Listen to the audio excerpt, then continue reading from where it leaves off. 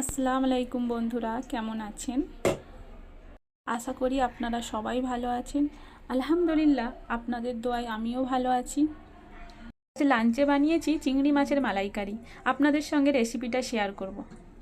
নুন হলুদ মাখিয়ে রেখেছি চিংড়ি মাছটা, এবার এটা হালকা ফ্রাই করে নেব। নারকেলটাকে পেস্ট করে নেব, পেস্ট করে থেকে দুধ বের করে নেব। নারকেলের দুধ বের করে নিয়েছি। টমেটো, কাঁচা লঙ্কা, পেঁয়াজ এটাও পেস্ট করে নেব।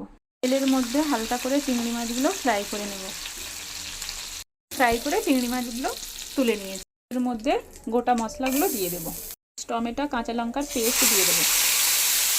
কাঁচা মশলার স্মেল থাকা পর্যন্ত আমি এর মধ্যে কোনো মশলা দেব না। যখন তেল বেরিয়ে আসবে তখন মশলা দেব। আদা রসুনের পেস্ট দিয়ে দেব।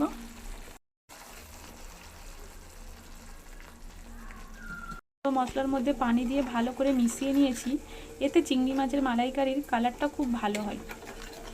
রাখা মশলাগুলো এর মধ্যে দিয়ে দিয়েছি। পেস্টের মধ্যে যখন সুন্দর কালার এসে যাবে গুঁড়ো মশলাগুলো দেওয়ার পর, তখন আমি দুধের মালাই আর নারকেলের দুধটা দিয়ে দেব। নারকেলের দুধ দিয়ে দিয়েছি, এবার আমি মালাইটা দিয়ে দেব।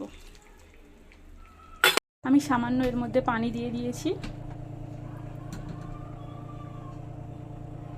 5 মিনিট ভালো করে ফুটিয়ে নিয়ে এর মধ্যে এবার চিংড়ি মাছগুলো দিয়ে দেব।